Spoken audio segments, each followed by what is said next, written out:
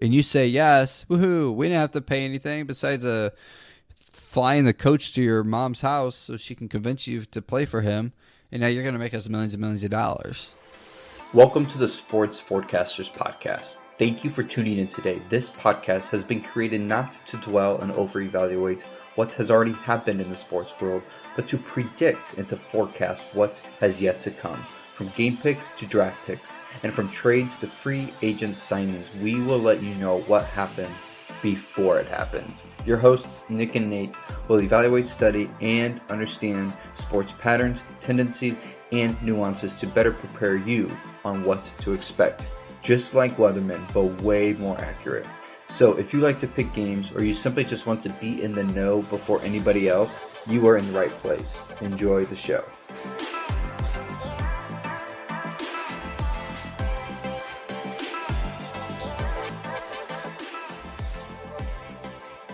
What's up, everybody? Welcome to the next episode of the Sports Forecasters Podcast. Football fever, man. It's coming. It's the end of August. College football is almost here. The pros are almost here. We got county fairs everywhere. I mean, it's starting to smell like football. How are you doing, Nick? Doing well, dealing with a bit of a heat advisory here in Ohio, but nothing too bad. Like you're saying, a lot of symptoms are coming up for football season to be here, and it'll be here next week, so I can't wait.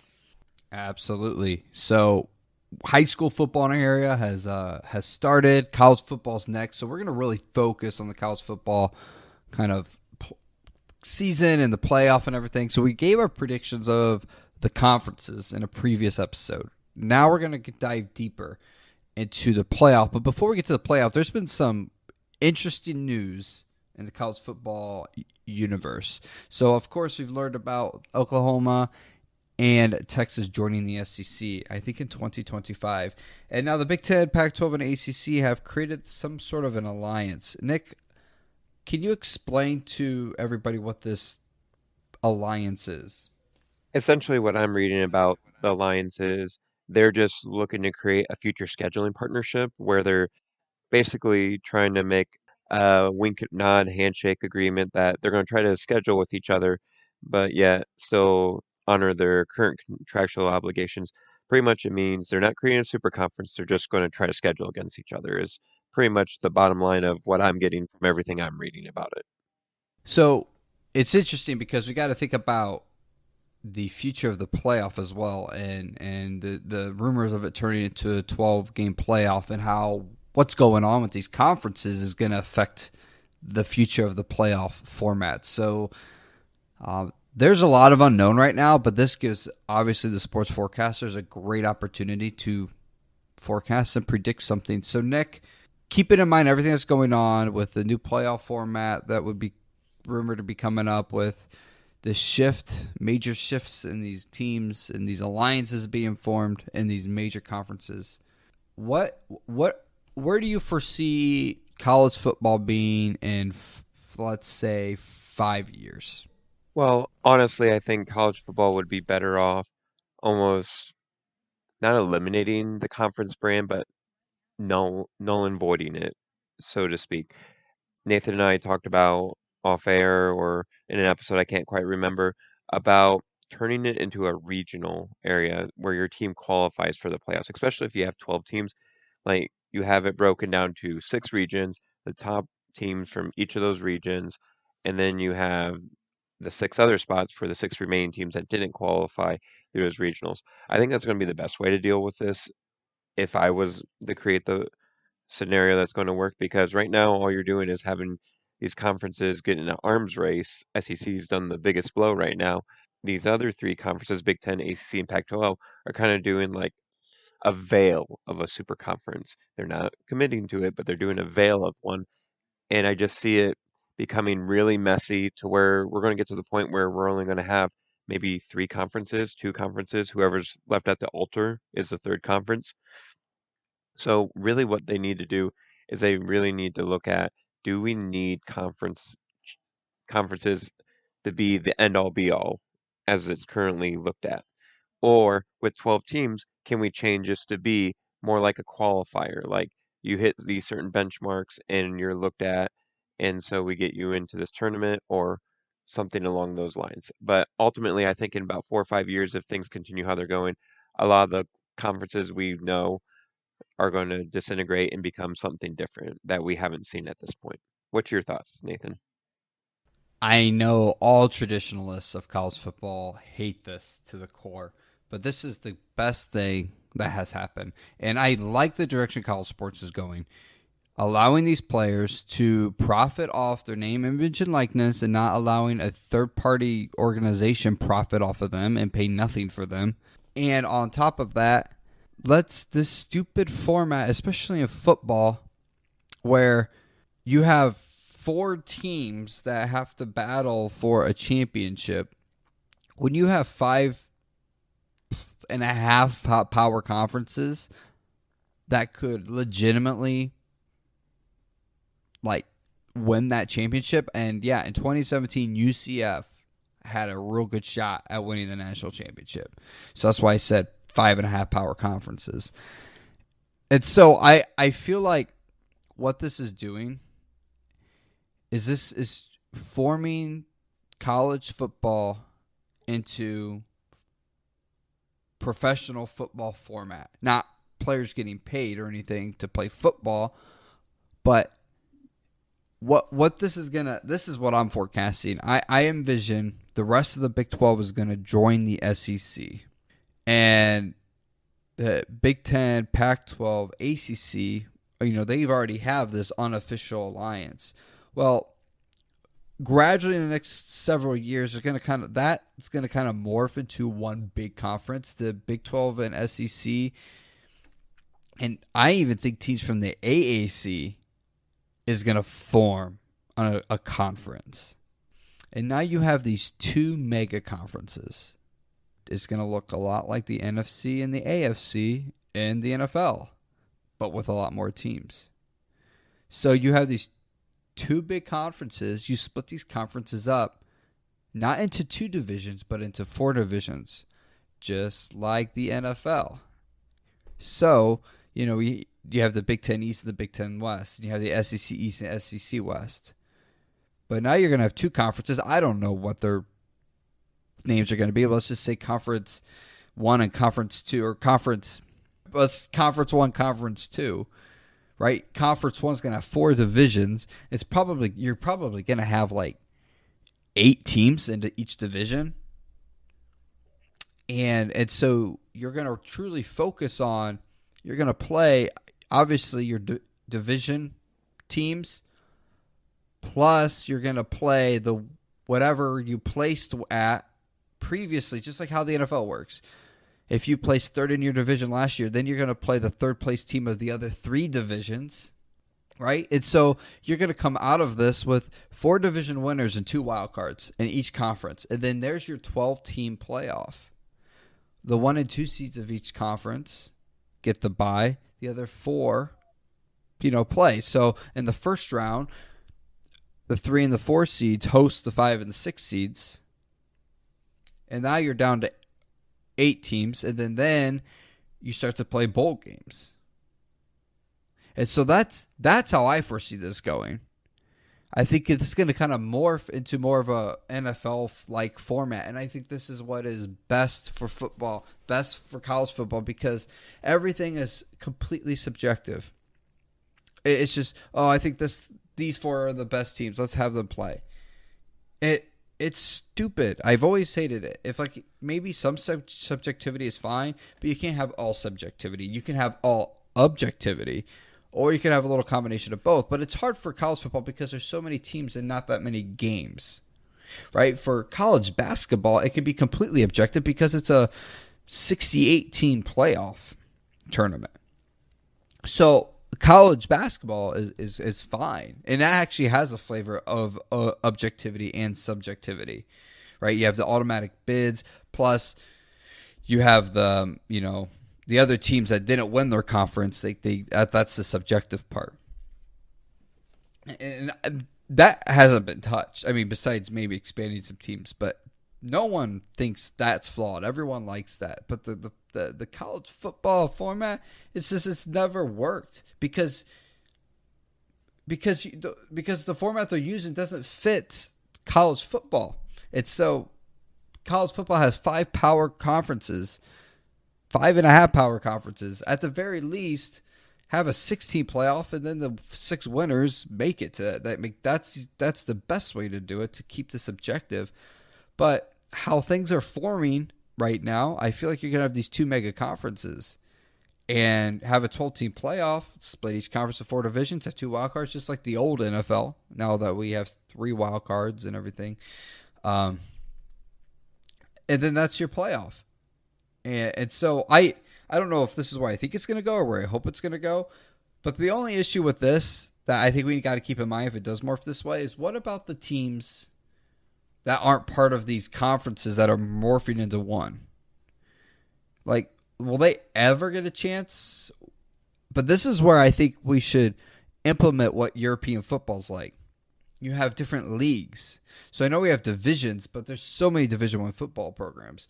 But within Division One football, just develop more like leagues. So instead of conferences, so you have these 2 huge major conferences. They make up the top Premier League, and then the next level of Division One, like conferences like the Mountain West and the MAC and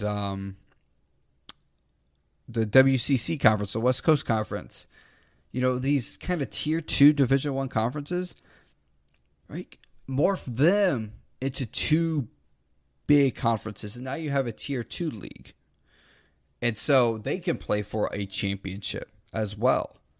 So I think this is a combination of where I would like to see college football going and where I think it's going to go, but that's kind of where I foresee all this going. And I'm actually excited for this because I've never liked the college football format. I've never liked this whole conference where you have like 10 teams to 16 teams and that's all you play, and then you're pretending like you know who's better even though they never play each other. And it's just so stupid because every year you have a brand new team anyways, and I don't like it.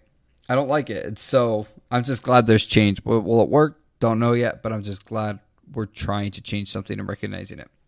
Regardless, I think in the end, college football is going to make the best decision for their wallet, and then competitiveness will be a factor in it because I know that's where the money will be. Yes, exactly. I mean, at the end of the day, it's all about the money because now the NCAA is not going to be able to cash in on these players anymore, right? They like the huge players that, hey, come, we're going to like convince you to come play for our team, and you say yes, woohoo, we didn't have to pay anything besides flying the coach to your mom's house so she can convince you to play for him, and now you're going to make us millions and millions of dollars.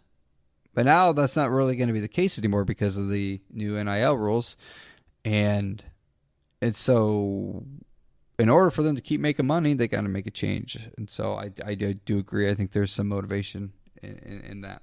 Yep.